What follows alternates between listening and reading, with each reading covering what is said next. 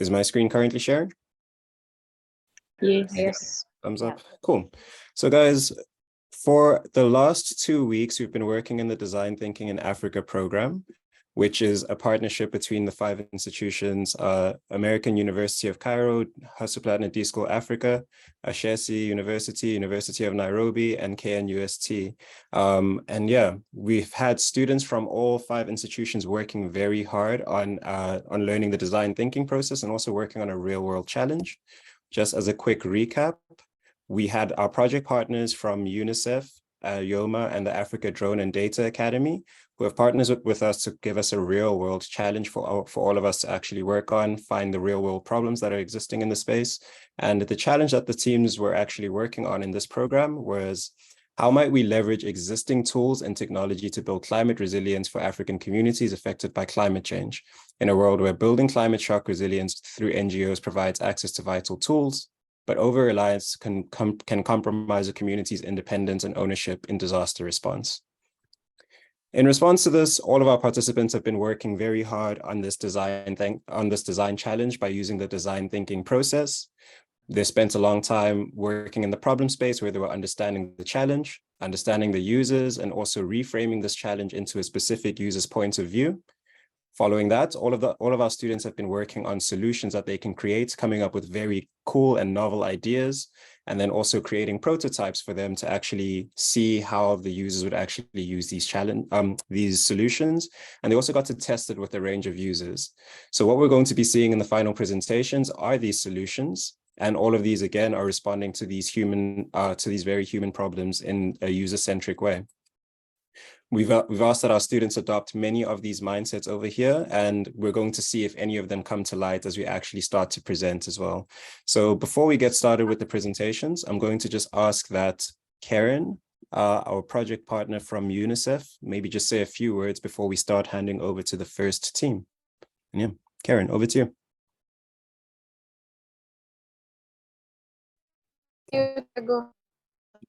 How the camera shot, but I'm glad to be here, and definitely, like I had already mentioned, that we're excited to see all the solutions that you have come up with. And as UNICEF and as the YOMA team and ADDA, the African Drone and Data Academy, we are using 21st century to solve problems, and that we also know the science that we look for actually setting up if there are any solutions that we could implement. We look for working with some of everyone else to see how we can implement some solutions we have come with. Thank you. All right, thank you. Cool. Karen, thank you very much also. And yeah, I think just as Karen is excited to see all of the solutions, so is everyone else. I'm going to remind you guys again that we're also joined by partners from partnering institutions. So please be ready to welcome them and also respond to any of their questions. So how the presentations are going to go is that each team will have 5 minutes to present their idea and their solution and give us a little bit of background around like what they've created and what they're responding to. And then we're going to welcome feedback from all of our partnering guests and also the project partner. And yeah, we really just want to see these ideas and we'd like to learn a little bit more about them from everyone in the room. So the presentation sequence in the first round is going to be broke up into 2 presentation rounds where 3 teams present first. We're going to have a 5-minute break in between just to get a little bit of a stretch, and then the last 3 teams will present. So the first team to be presenting will be Team 3, and I'm going to ask that the coaches for Team 3 introduce the team and then hand over to the team for the presentations. So can we unmute for a moment to give a big round of applause to team number 3?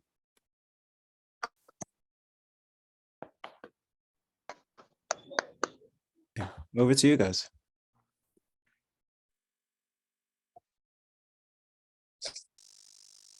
Okay, so team number 3.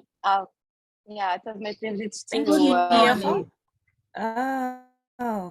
Flop.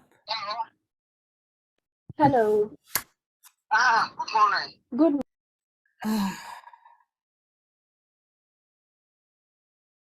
So team 3, we're ready for all of you guys to go. Debocho, we can hear you loud and clear. And then also members of the team, we can hear all of you guys loud and clear.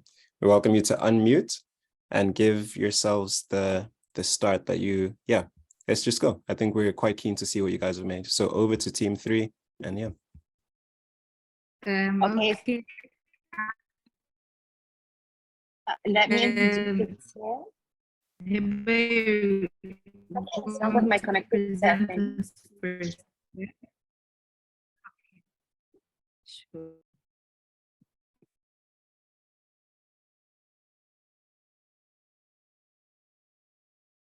Hi, everyone. Has the team already been introduced? Not yet. Okay, thank you. So team 3 Not is the African. So it's the African Climate Avengers.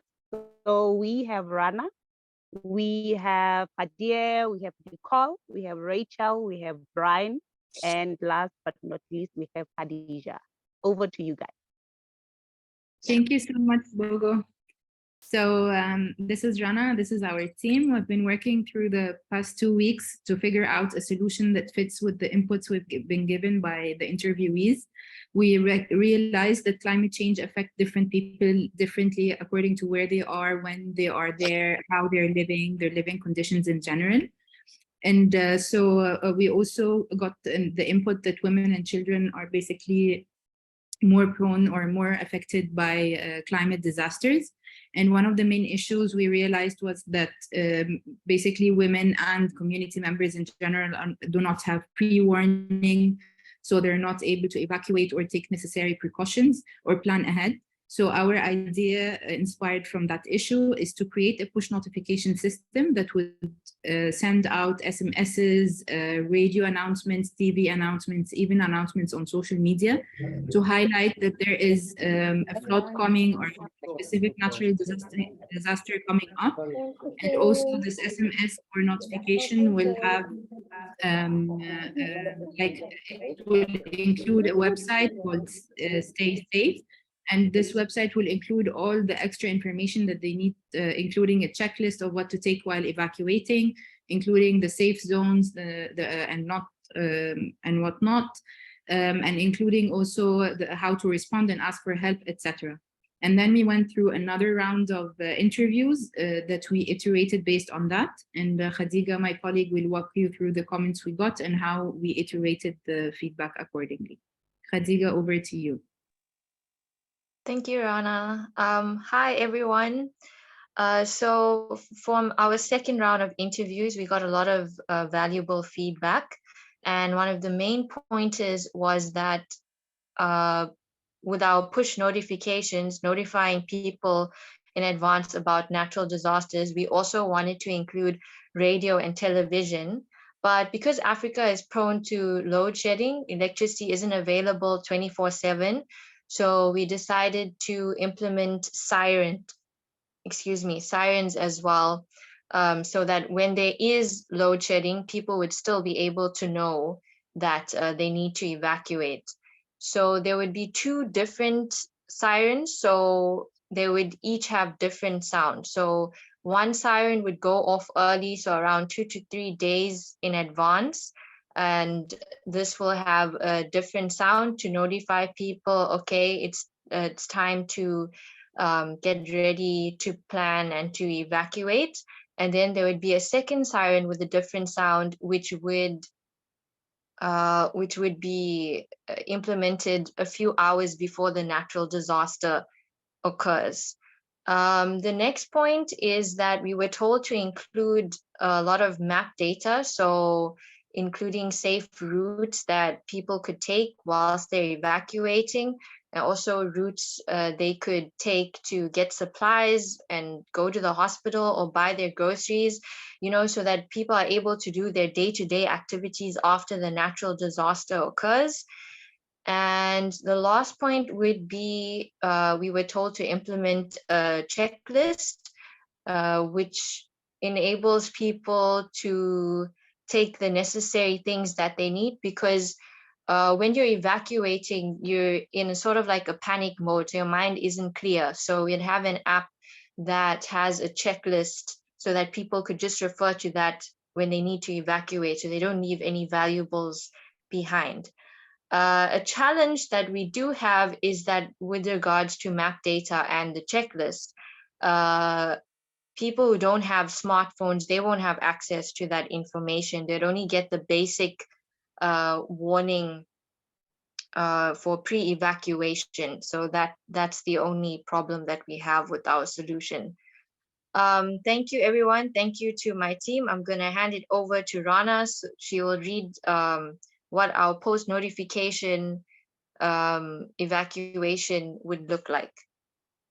Okay, so the push notification basically would say, warning, a flood is expected in 2 days in XYZ areas.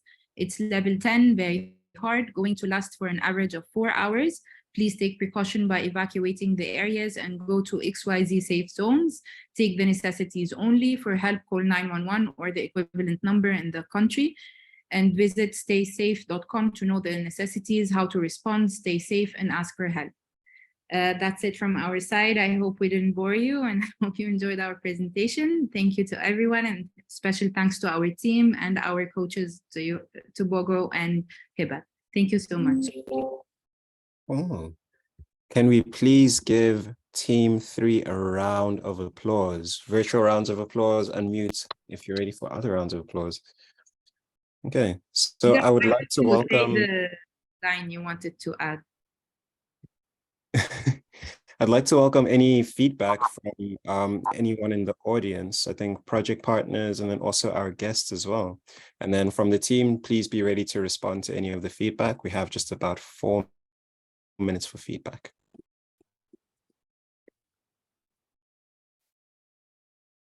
Karen, we see a hand from you. Please unmute whenever you're ready. Thank you, Tiago, and thank you, Siri. I think that's a very good idea that you came up with and the solution that you're providing. I just have a follow-up question on the maybe you mentioned it earlier and I missed it. Who are the stakeholders that you're working with to get this data on when the natural disaster would be happening in areas that you're to send out these messages? Okay, we thought that we would create partnership with mobile service providers, and it can be part of their CSR, which is an idea we got through an interview as well.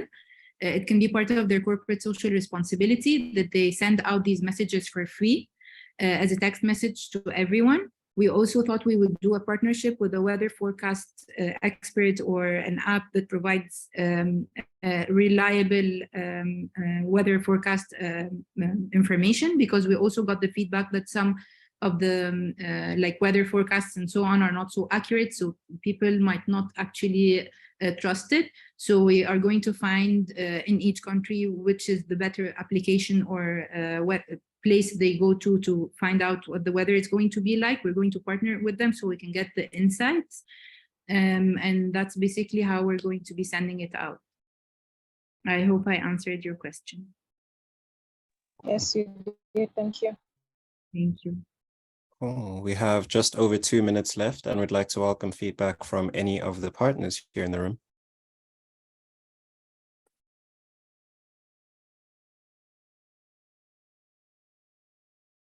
I think while we wait for that feedback, I think I just wanted to give a comment on my side.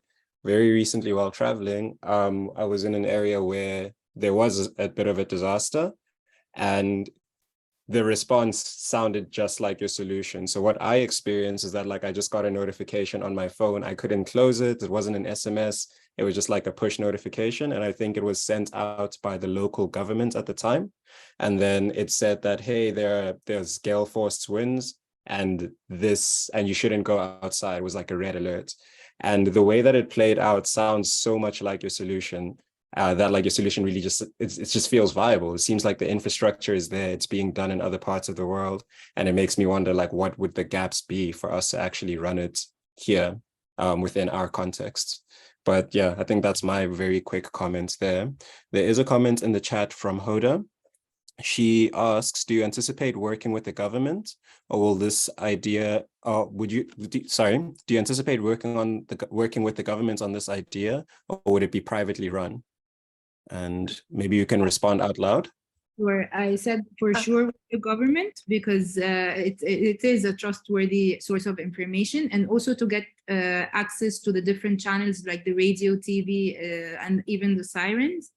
It must be done through and with the cooperation with the government.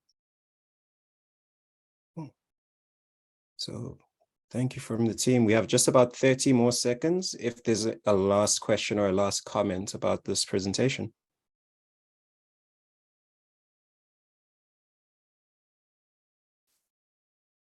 Okay, so I guess with the last little bit of time from this team, I'd like to welcome everyone to unmute just to give them an audible round of applause because I think they've done a lovely job with that presentation.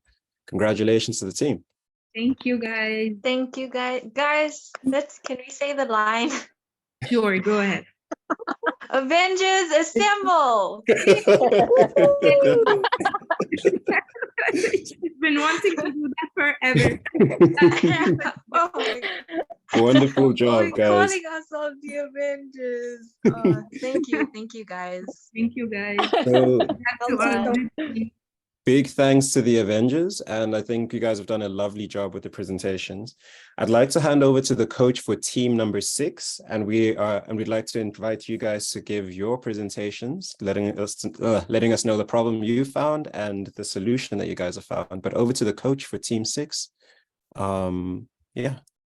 Hello. So can you guys hear me? Loud and clear. Okay, so good. So this is team 6, the trailblazing crew, and we have Quincy, Fatin, Montez, and Abby, who is not here today, but Chika as well. Okay, over to you guys. Okay, hello guys, this is Fatin. I'm speaking on behalf of my team, and joining me, my teammate Quincy. Before starting, I want to highlight or draw your attention for something that deforestation led to an annual loss of 4.4 million hectares of forest in Africa, and this accelerated the detrimental impact of climate change that we have already got a taste of it. So here we came up with our table of content. We are going to present the user's insight and our solution and how it works. Then we will end up our presentation with the added value of our prototype. What we get from the interviews is that people in Africa are not really concerned about the problem of climate change, and the community, there is a lack of community engagement, and there is a real need for community engagement in Africa. And there are some people who are cutting trees for the purpose of getting fuel. And the last thing is that there is a real need to advance the environmental awareness in Africa. So we came up with the idea of finding out an innovative use of natural waste by NGOs and community-owned corporations to reduce the deforestation and build capacity and encourage the production and use of clean energy by African communities. And now I'll leave the floor for my teammate Quincy to present for you the proposed solution.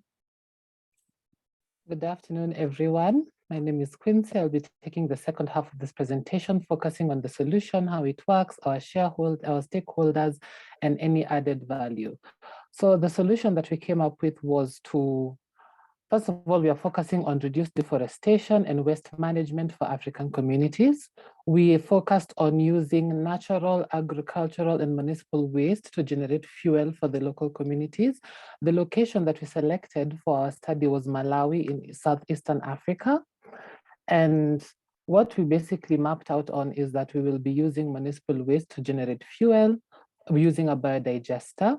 We came up with a solution to increase capacity to have vocational school programs for teenagers, high schoolers, and those who are out of high school for training on how to conduct the conversion of these wastes. And also our major stakeholders are the communities, because this initiative is for the communities as well as government involvement.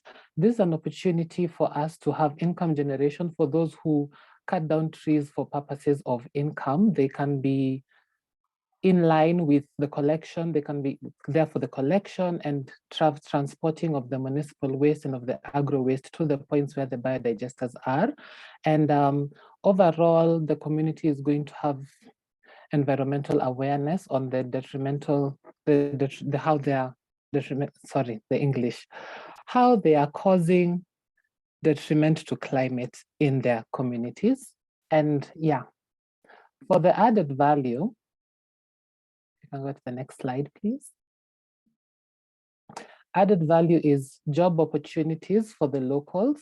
As I said, there are people who depend on the forests, not necessarily for their own benefit, but just to earn income. So for this project, they will be able to be the transporters of the waste to the biodigesters. At the same time, the NGOs tend to achieve the goals of spreading awareness on climate change. And by the way, we named this project PEEL because we'll be using peels and other wastes to convert to fuel. At the same time, there will be government involvement, heavy government involvement in this project, and the community gets to collaborate with the government.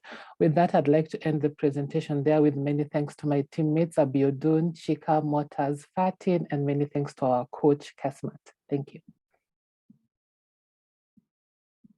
Can we please give a round of applause to Team 6, the trailblazing crew? Woo! So could I ask that Team 6 stops sharing screen? And then we'd like to welcome any feedback from the partners and then any of the guests in the room as well.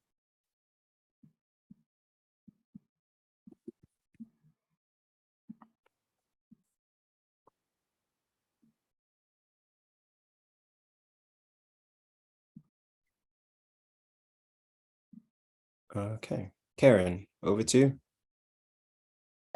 Thank you, Team 6. I think that's also a very good solution that you have at hand. So today I was reading an article from Uganda where the people who started up something similar to that, they were having issues generating energy because apparently the waste that was being produced didn't have enough methane to actually be usable in terms of the gas or the renewable energy that was available.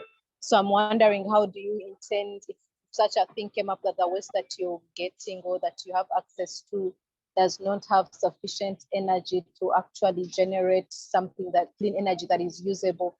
Is that something that you think you could maybe, if you have a solution for that, or if that were to happen, how do you anticipate that you would solve it? Thank you, and over. Anyone from the team? Sorry, Karen, could you please repeat the question? My connection went out for a second. The question was, how can we ensure that there is adequate fuel or adequate energy being produced by the waste material that you guys are putting in? What control do you have over that? Okay, I see. Actually, this solution was tried in many communities, even here in Egypt, in South Egypt. So there was this case study of people using this solution in their farm, and it was sufficient to provide enough energy to run the farms and without the use of any fuel. So that what made us sure that it will be sufficient. Thank you, team. Fatin, I don't know if you're speaking to us, but Yeah, you I'm might muted. mute. Yeah, sorry. As we know that Africa is an agricultural continent, so it's really rich with the agricultural waste that will guarantee a sustainable source for biodigesters to be used.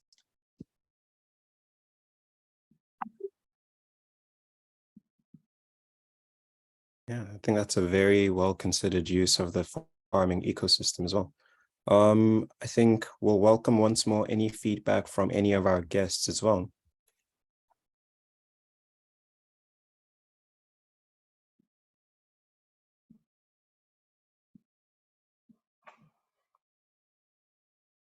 Okay.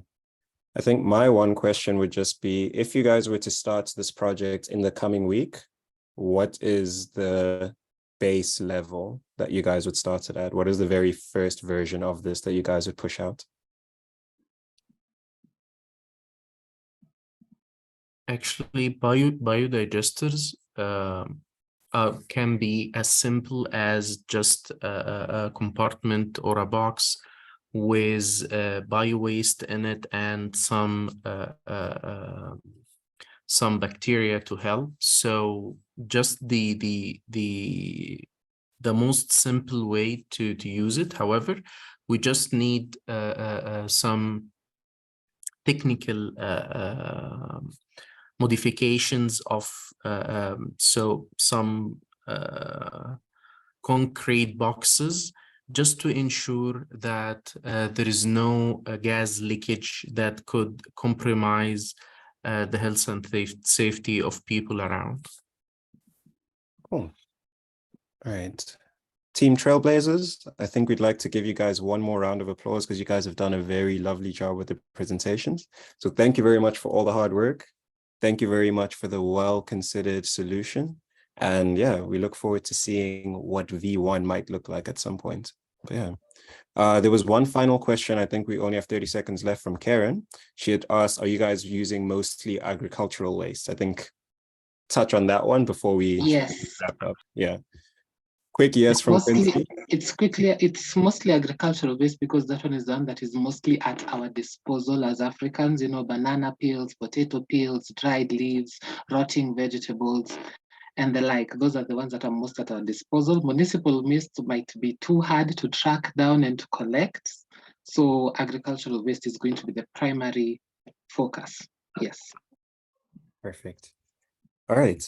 Thank you very much once more to the Team Trailblazers, and a final round of applause to them.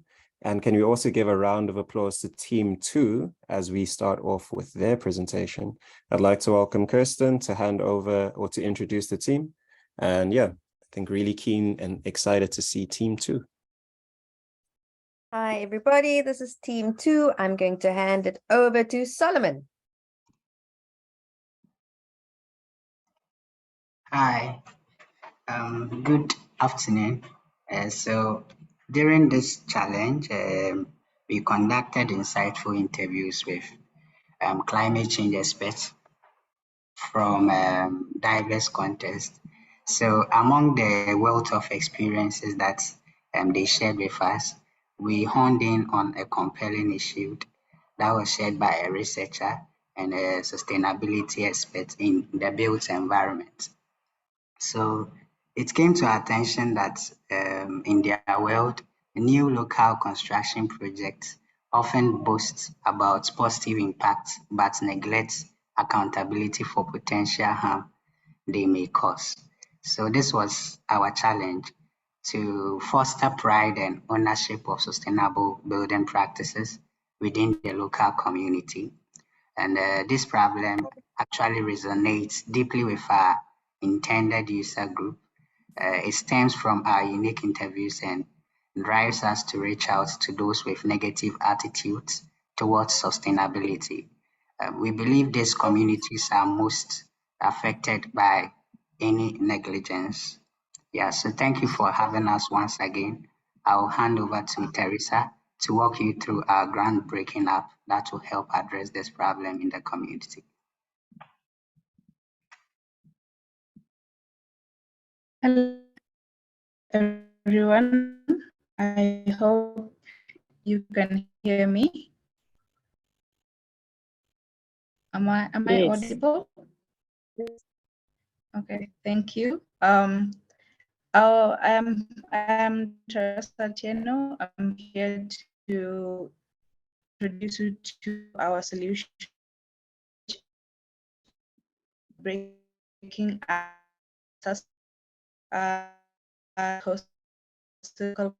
contractors, new members. My voice. We're struggling to hear too. Okay, sorry. Hussein, could you please take over? Yes, thank you, Tess. So our groundbreaking app, which is our solution to the problem that we were presented with by Sherif, our interviewee. So we came up with the idea of an app which will show analytics of how many courses a person can take. So this app will introduce our intended users, which is the local communities and local developers, to enroll in a course. And by the end of this course, there'll be certificates. And this course, one important feature about our course is that it has a language feature. And because we are aware and we recognize that most people in poverty-stricken villages in the African continent are not, do not have English as their home language. So they'll be able to enroll on this course in their native languages. So we have that feature. We also have the audio feature for vulnerable groups in society, like the disabled persons, and they'll be able to enroll on this course using this audio feature. And also we also thought of our old informally educated group who may not be able to read and write, so they can be able to enroll on the course as well by listening to the videos and using this audio feature. The app also has okay, moving on. The app also, the benefit of the cost, Kirsten, could you move to the left a bit? Oh, thank you. So the benefit of this course is that it is easier to understand because of the native language feature and the audio, and it is offered in the native language of our target groups. And whenever you invite a friend to use our app, you'll stand a chance to win merchandise, free merchandise and free goodies. So that is one way of appealing also to people to reach as wider people and wider groups as possible. And the certification element as well at the end of the course. So they'll be able to, the people who enroll for the course and are certificated will be able to use the certificate to get jobs, and the local developers will be able to use the certificate to demonstrate that they are following sustainable building practices. And it is convenient because you don't have to go to a room and enroll for a course. So it is a one-stop shop and you'll be able to do everything there. So that is our app. And so we tested this app with a group of people yesterday during the interviews, and they were things that they said we must keep, and some they suggested that we should consider changing. So one thing that we're keeping is the wider group of people that we are having, the local groups. The local community, the informally educated people, the disabled persons, and the local developers, which are professionals. So we are covering a wide range of groups. So that is one thing that we were held for, and we are definitely keeping on our app. The education element we're keeping as well. It is consumer orientated and consumer centered. So we are targeting the community because they are the ones receiving the services from the local developers. So when we educate them, then they in turn can be able to demand sustainable building practices from the local developers. And in turn, this will promote sustainable building cultures around the communities. So they told us that we need to think of the cost implications of the app, and that is one thing that we noted, that they could be possibly high. We also noted the fact that people from poor-stricken communities might not have Androids, and this app needs an Android phone, so we kept that as well. We noted that. Another one that they told us, we initially had illiterate people as a target group, and they advised us to have informally educated people because you may not be educated formally, but you are still educated in a way. So we wanted to be sensitive to that. We took note of that as well. The data component. So initially we had in our app, we needed a person to have data to enroll for it. They suggested that we could have it offline. so that even people who don't have funds for data, they can have access to that. And we kept note of that. So now this app will be offline. Whether you have data or not, you have Wi-Fi or not, you'll be able to enroll for the courses. Instead of having certification, one of the testers said we should consider having credit points towards the local developers. So every time when they enroll for the course, they are eligible to get certain points, and the more points you have, you get preferential treatments for every time they are tenders and for employment in the construction space. You can also be preferred when you have the certificate and have enrolled in the course. For marketing purpose, one of the testers said, could I still go on? 30 seconds, and then we would like to also welcome feedback. Okay, thank you very much. So the last one, I was saying, marketing, we can use SMSs to reach wider range of people to have to bring awareness to our app.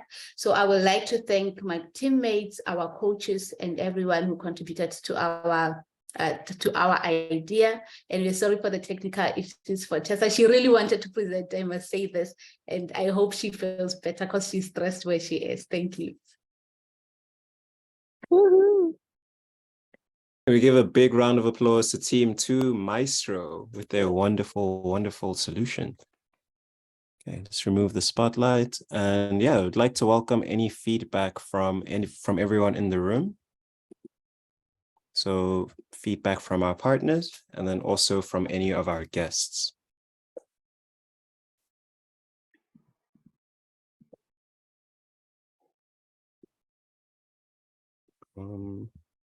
Okay.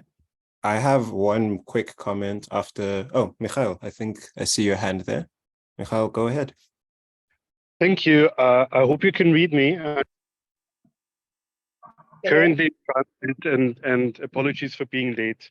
I really like the app and this idea of teaching through language, because there's, as you know, there's a high number of illiterate people who have difficulties following traditional learning methods. So I very much like that. I wonder if there's a way to use dumb phones or feature phones as well, because as you rightfully pointed out, Androids are maybe tricky to get by, and audio files to be sent as data packages are also rather heavy. So I wonder if we really need smartphones to move along, or if there's a way of integrating old school feature phones. Thanks, and over. Quick response from Tess. Just unmute if you're speaking.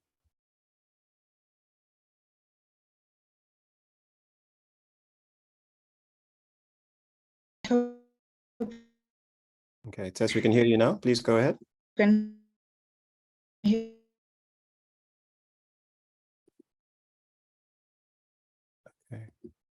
So, Teresa, unfortunately, the audio keeps cutting right now. Maybe we could welcome a second question and you could respond in the chat. Okay.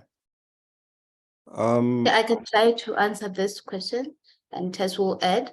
So we also thought of having these courses to be offered in physical spaces, and we would have NGOs like UNICEF offer their offices and their services. To give the physical, it could be a hybrid form of lessons, and we can have the app and physical. Those who cannot afford to have Androids, they can attend the physical one. Thanks, Ntobisa. I think for me, just a quick comment that I'd note is that it seems like your app is kind of focused on building practices or making people proud of the building practices that they take on. And I think that inherently the learning around that would be visual. So I do almost wonder, how can we start to leverage on imagery and making sure that people can get the images that they need? And a quick idea that comes to mind is that maybe if you have a place where the information is distributed, maybe it's a printout, one place where you can print out a small little booklet, and then they get that, and then they can start to build in the sustainable ways that they're proud of. But I think there's so much potential with this idea, and I'm quite excited by it. So I'll note that from my side. And yeah, guys, can we please unmute to give Team 2 Maestro one more round of applause? before we go on a very quick break, and then we're going to do the last little bit of the presentations as well. So guys, we are going to take a break between now and 2:55. And then following that, we're going to very swiftly get going with the next round of presentations.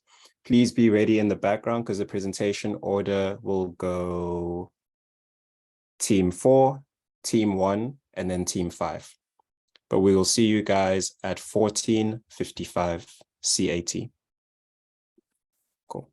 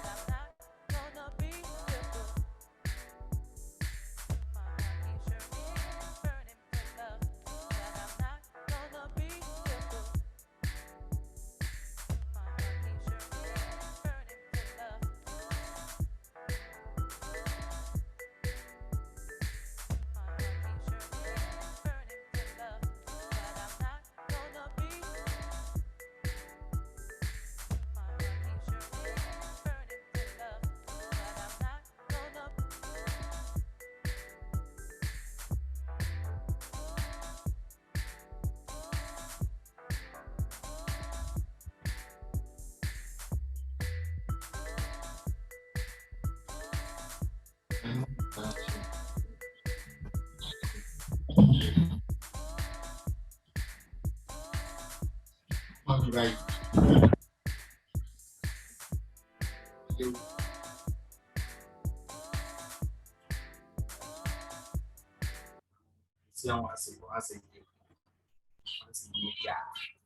Okay, so guys, we have just about 1 minute until everyone will be back from their break. Once you're back at your screen, can you please either turn on your video or just like give a audio response to let us know you're here, just so we know that everyone is ready for the second round of presentations, excuse me. Cool, I'm seeing some videos pop on. A wave from Brian. Thumbs up from Solomon. Thumbs up from Helen. Rana, we're seeing thumbs up. Seems like we are more or less ready to go. So Riham will be holding the space for the second round of presentations. And yeah, Riham, handing over to you. Thank you, Tiejo. So first of all, I want to thank the first three teams that presented today. Well done and great ideas. And without further ado, I would like to also hand over to the coming three teams with more amazing ideas as well. So I hand it over to team 4 to start their presentation. Best of luck. Hey guys, I'm Helen from team 4. I've got 2 other people in my group, but unfortunately neither of them are here today. So I'm going to be going solo, but hopefully I can get our idea across to you. I'm just going to share my screen quickly and I'll take you away. Let's see.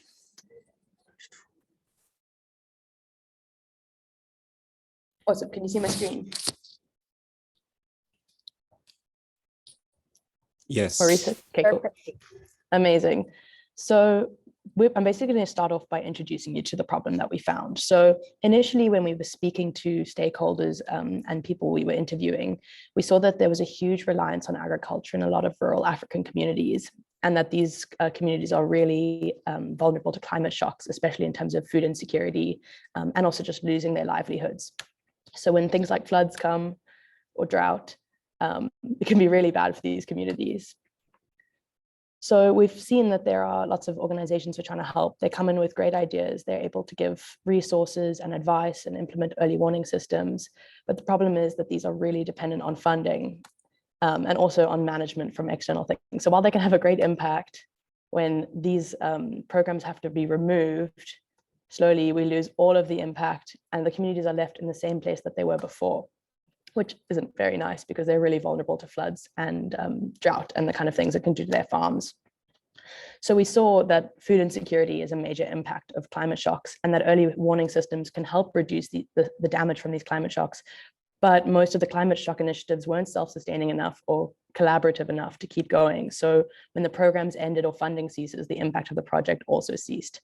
So that's how we developed our point of view, which was kind of made a collaboration with Christina Zittel, who's on the innovation team at UNICEF. And we found that she needed a way to design an intervention to decrease the impacts of climate shock on food security that doesn't require continual funding from NGOs, because interestingly, in her world, existing interventions created a reliance on external management and resources, and their impact ended when funding ceased. So our solution is an AI-powered tool that works with communities to collect rainfall data from African communities and will function as an early warning system to help communities prepare and reduce the negative impacts of flooding and drought. But the key thing is that once it's implemented, it will be sustained and updated by the data submitted by the communities who use it. So yeah, we'll only need resources to set up the tool and dispense it to the communities, and they'll be able to use it indefinitely with limited resources that they already have. So the step 1 would be to build an algorithm. We can use an existing AI algorithm, and it would be trained with data about rainfall and flooding and droughts that already exist, because I know there's a lot of data out there. And this would basically train it to recognize. My group is presenting. I'm not sure. Please continue, Helen. Cool. So that would teach it to recognize patterns of rainfall that would happen pre-drought or pre-flood. And then we'd build an app which would allow communities to submit data to this app. So the second thing would be to connect with the communities themselves through giving them some kind of form of rain gauge. This could be high tech or low tech, literally made out of a plastic bottle, and then also access to the platform through a phone app. So this could be used by a specific community champion or a community leader, or even by school kids who have this as a project that they have to do. Rainfall is ideal because we only need one person per area, because rainfall is going to be pretty consistent throughout like a small region. And what we need is for these communities to collect data on rainfall and upload them daily to the app. This is where the magic is, because we've got this tool that's been trained by an algorithm to recognize these patterns. But when we look at things like ChatGPT, we see everyone goes, this data was all trained before November 2022. So it's not actually up to date and not relevant. So what we'll have is the data that's been trained into the algorithm before, but also this constant influx of data from the communities. So the communities will upload data daily, which will allow the algorithm to tell them whether they are exhibiting patterns of rainfall that would happen pre-flood or pre-drought. But also this would be constantly training the algorithm so that it stayed updated, and we'd have like a really up-to-date idea of what these patterns look like. This would also be great because, I'm actually not going to read those because there's a lot of words, but this would also be great because we'd be adding to the global network of data around rainfall. We know that in rural communities, it can be difficult to get data. The need to input data in order to get warnings would also incentivize citizen science. It would incentivize communities to keep on inputting data so they don't get warnings unless they are inputting. And then also, once it's been put out, there's no need for supervision. The AI does all the warnings. People can be taught how to build rain gauges very easily. So if their rain gauge broke, it would be easy to fix. And it could also be expanded a little bit. So the AI could also be trained to give advice on prevention systems, and communities could say what prevention systems they were used, and it could continue to train it like that. So it's easily expandable. It could also be expandable to other kind of monitoring things like soil pH, etc. But those would be a little bit more complex to measure. So that's why we started off on rainfall. So that's our tool. Our goal is to help reduce the impacts of climate shock on food insecurity without creating dependence on NGOs. So thanks for listening. Thank you, Helen. A round of applause for Helen. Representing Team 4 with courage, I have to add, and acknowledgement on our side on doing this for your team. So well done, and we'll open the floor for feedback. You already have a lot of nice feedback in the chat there.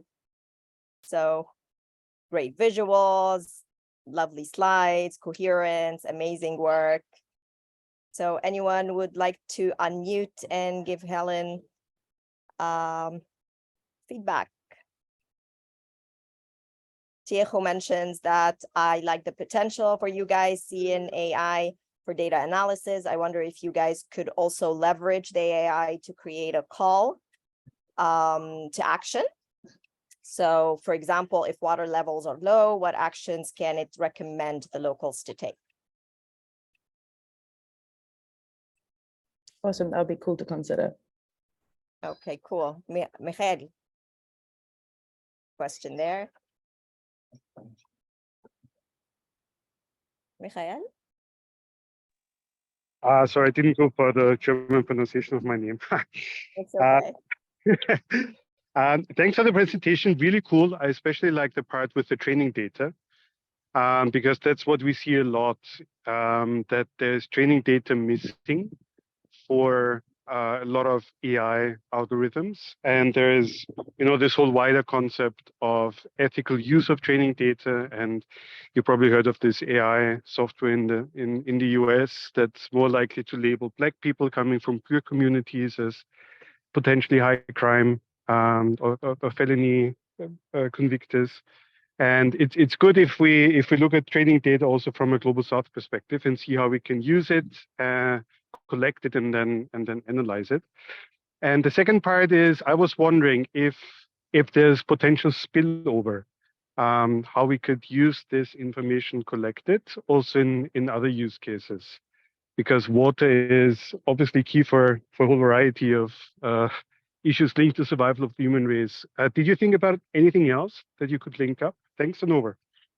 Thanks. I think I understood what you were saying. That was something that I briefly mentioned, but we haven't really thought about how to use the data, but we just know that data is a big shortage. So perhaps it could be for NGOs who want to understand where the needs are greatest, or we know that data is a really big factor in getting funding for interventions. So having this kind of data to prove need and also to monitor changes. I mean, this kind of data could be used if another organization came in and had an intervention and they wanted to see if it was actually making a difference. I mean, it's not going to necessarily make a difference to the rainfall, but if we expanded the platform to also collect information about the damage that's done by floods and the kind of patterns of behavior that people are taking on to prevent the damage, I feel like it could be expanded pretty well.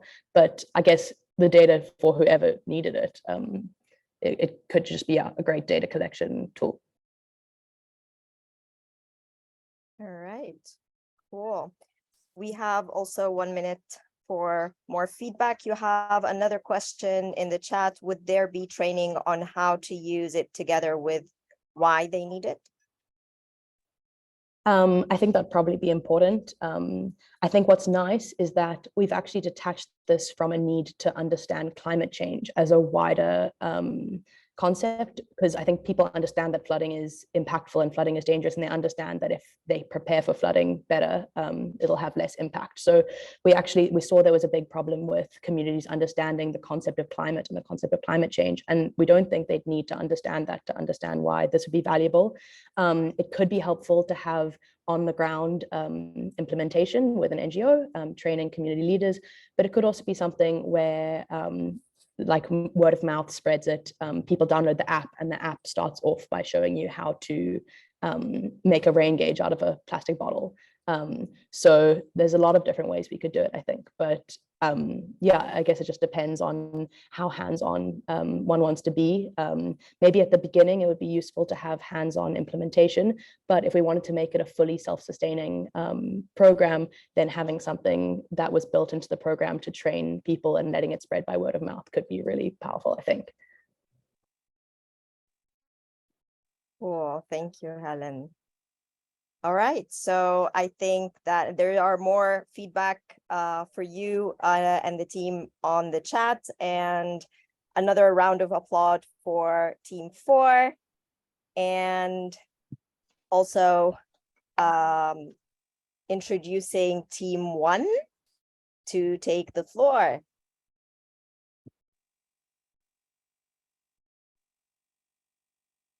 Hello, everyone, and I'm happy to introduce Team 1, Team Wapinduzi. And we have with us Bradley, Comfort, Mary, and Zanzili. So over to you guys.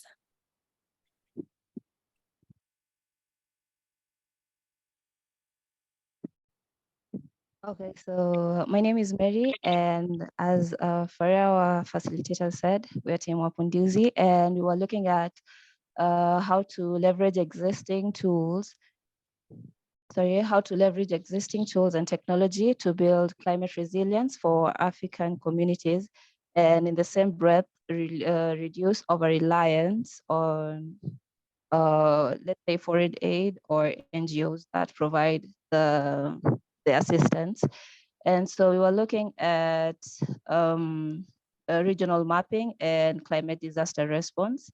And so our point of view was Mr. D, a regional partnership manager in a mapping and climate disaster response NGO, needs to motivate student or learner engagement sustainably, because interestingly in the world, the current financial incentive model fosters over-reliance and inconsistency in engagement. So when we are looking at the users in these particular situations, we decided to focus on the youth. And the youth group that we're looking at are the students and the learners in high school and universities. And we're trying to get to them through the clubs and co-curricular activities. So in context to the challenge, we are trying to reduce we are trying to foster independence and a sense of ownership in climate change resilience and disaster response in our communities, in our African communities. And from the interviews we conducted, we we're trying to, the key insight was reducing the over-reliance and inconsistency in engagement. And we chose this to encourage and empower the youth and also ensure that they continue working on environment conservation voluntarily. And I pass it on to Zandile.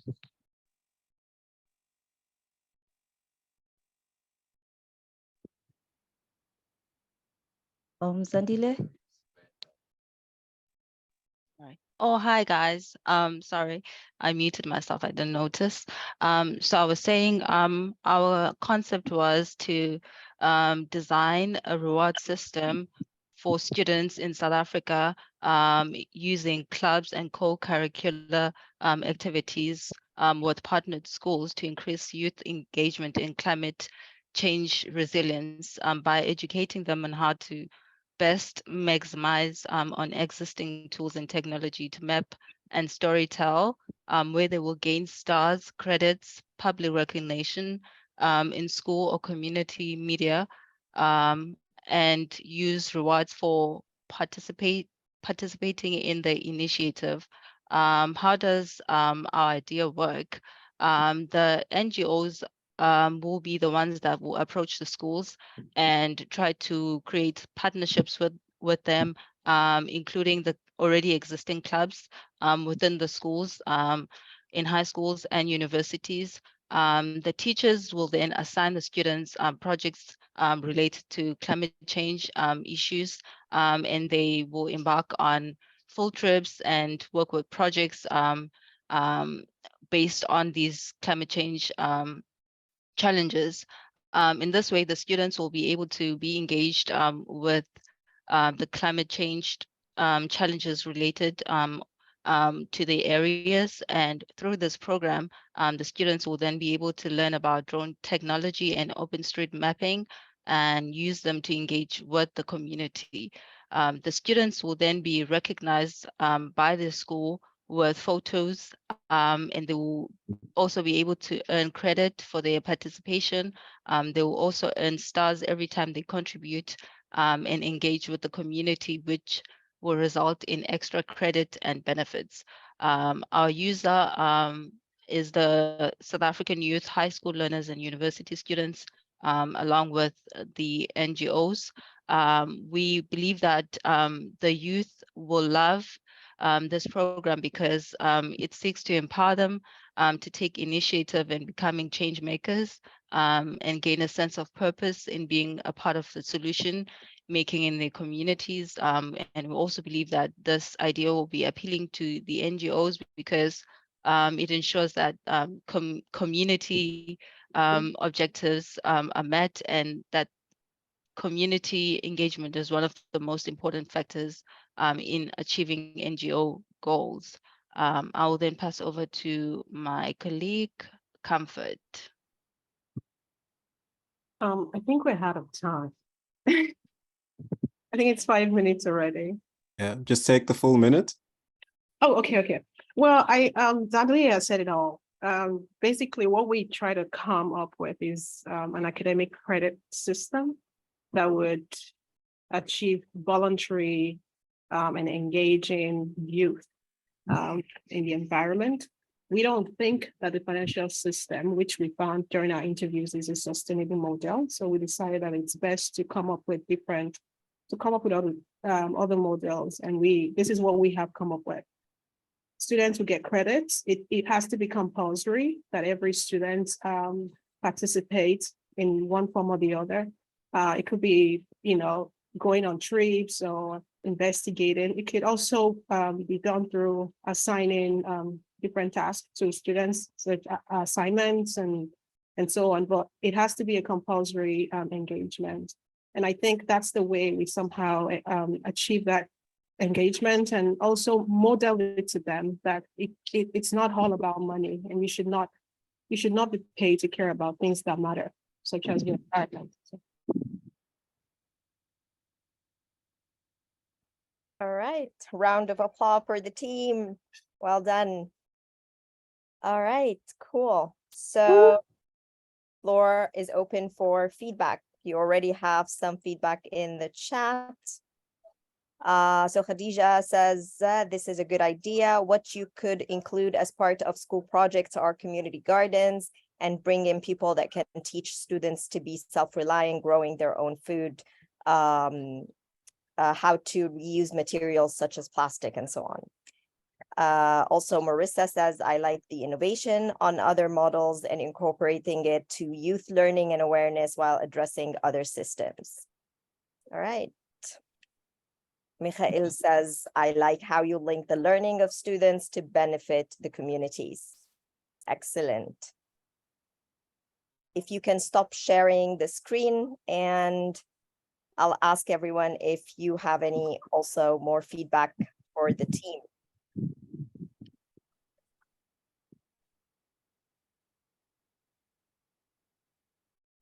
Anyone would like to add anything? All right. Cool. You can always add also feedback in the chat. Tiejo, go ahead.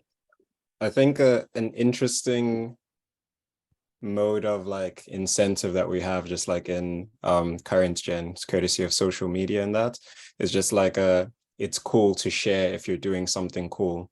And I think it might be interesting to see how you guys might be able to commodify that. Like, hey guys, you're doing an interesting project. How about you celebrate this online? And like, do you have a platform to celebrate such interesting projects, for example? So I'd wonder, like, is there any opportunity that you guys might see there? Absolutely. We actually did. Oh, sorry, darling. Mary, go on. So actually we wanted to, commend them publicly. So there might be posters, maybe both in school and outside of school.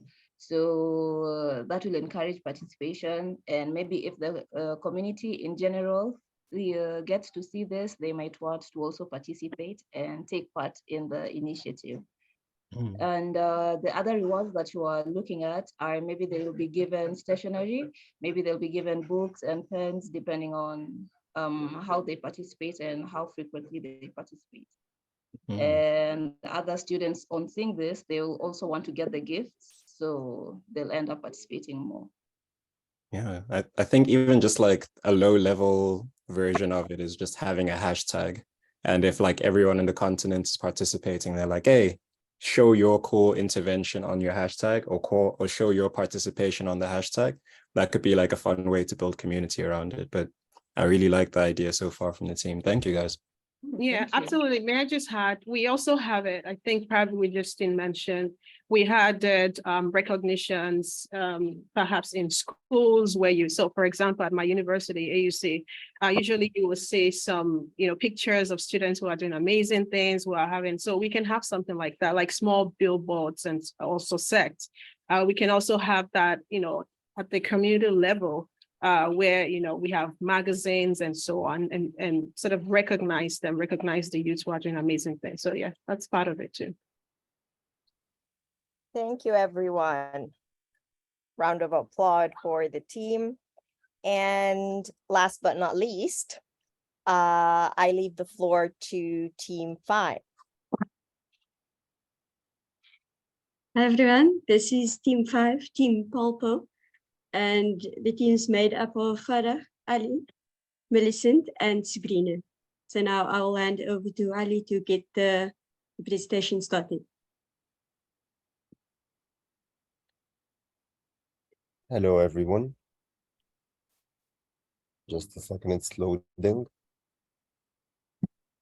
Okay, we're talking about Ellen Jenda, an undergraduate student studying environmental science at the University of Malawi.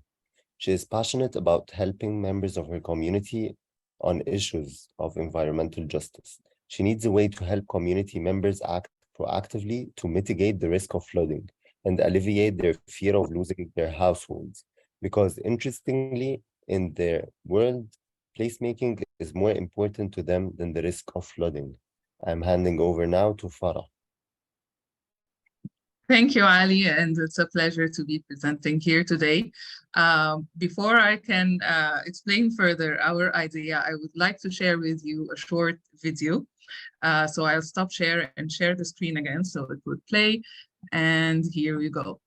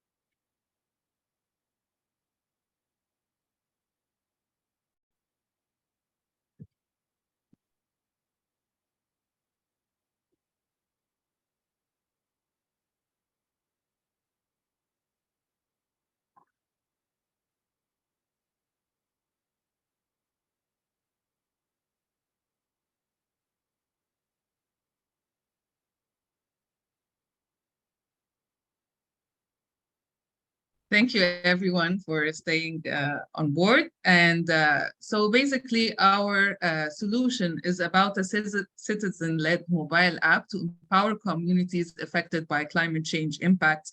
And that has been inspired by Ellen Genda's community and helping her community in such a challenge. So the main features of our solution is really is connected to the user needs. So it's a multi-mode application where after the user creates a profile, he can either choose a community mode or an emergency mode. The community mode is the everyday mode where every member of the community can take a small action to improve the resiliency of his community, either by volunteering to enable a fellow neighbor, or to enter data about the climate crisis in his neighborhood, or to apply to be a climate ambassador or a PALPO ambassador, where he advocates for the climate change crisis, and he can also take some trainings.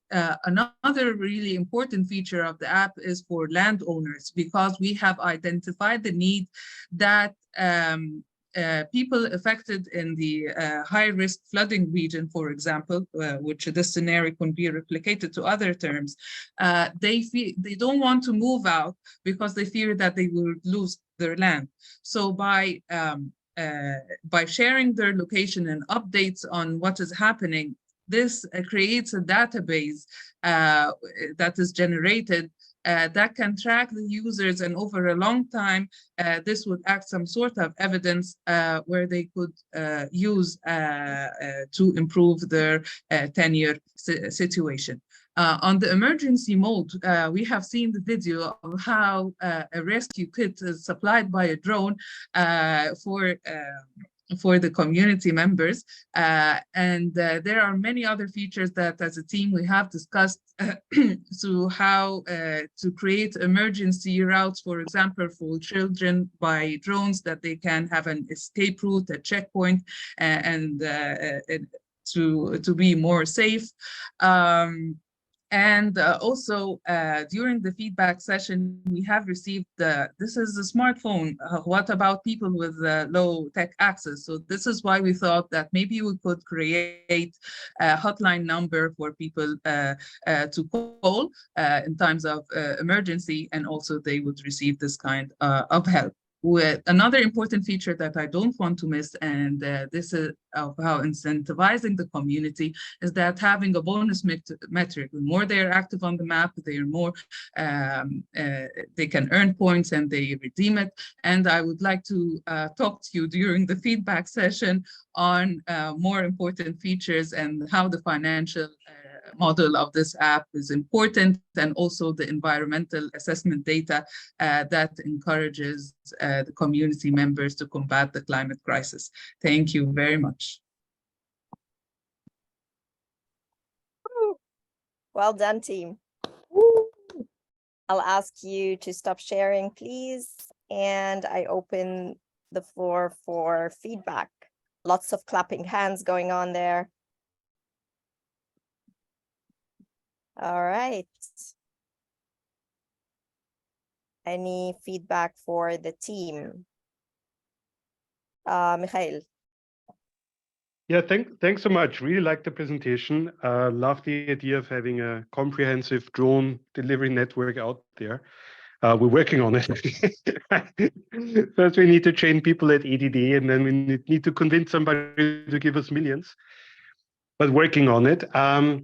And then my second comment is the incentivation part that you mentioned. That I think did you call it tokens or coins? I think, and that's what I think a really important aspect, that we have to be aware that incentivation, such as also a financial reward or linked to a financial reward, really helps in mobilizing data collection and other parts. Thanks, and over. Thank you very much. All right. So you also have from Teresa here a wonderful presentation. Are there instructions on how to use the kit once it arrives? So our team thought of that. The part of the onboarding process of the community on the app is to give them a practical training for a specific climate change related challenges. So in this region specifically, the starting point, they are facing the issue of flooding. So they would get a training on the rescue behaviors and what to do during a case of emergency. And such modules would be available that they would later can access on their own with their own pace. All right, cool. Thank you, Farah. And there is another question also, what is meant by placemaking? Oh, so placemaking is a term we came up with that carries less political and legal baggage with it. So it refers to the idea of land ownership and that they really consider their home as a major asset and they wouldn't want to lose it. All right, thank you for that clarification. So, and you have a lot of comments on how nice the presentation is and how everyone loves the solution. Any other feedback for the team? If we have time, maybe Ali, would you like to explain like the bonus metric and how this idea was developed? Yes, please. Okay, in order to keep the community motivated and work more on growing the app, we created some bonus metrics where they have a leaderboard to create a competitive aspect where even children can earn and have points and have competitions through them. You can check your points and you can redeem your points in many forms. You can redeem your points in season specials, rescue kits, even house proofing your home against floods, and you can win anything through the redeem checkout stage. That's nice. Thank you. And we thought of that also to keep the app ongoing even in non-emergency situations. So that I think that was a major breakthrough through our brainstorming process. Sustainable app, so it's always there. Yeah, and we really want to thank Coach Khadija and Mona. They have really, it was a great experience and it was a pleasure. Great, thank you. One final applaud for the team and a big, big, big applaud for all the teams that presented today. Great job, everyone. Great job. And I also hand it over to Tiejo and Marissa if you want to add anything. Yeah, I think, again, a nice range of solutions that we've actually seen. All the teams have been working quite a bit in this last 2 weeks. And I'd like to commend you guys for all of the work that you've put in a 2-week program. And it's very inspirational to think like what you guys would be able to think of and create if you had more time. You do have more time at any point of your life to take on these tools and continue to work with them. So we'd encourage you to do so. But for now, we will be returning to our team spaces just to do a team checkout. You're going to be doing that with your coaches and also with your teams, and also just do a little bit of a debrief with all of the presentation stuff right now. I'd like to ask that our partners just like stay on the line right now when the breakout rooms close. Just wanted to have like a very quick chat with everyone, and then yeah.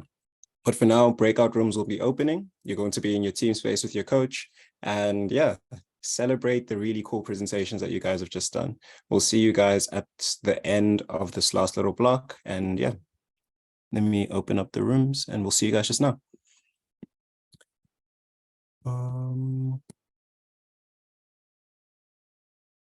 I think everyone, cool. I think everyone has been sent through. And yeah, I think the rest of us should be good here.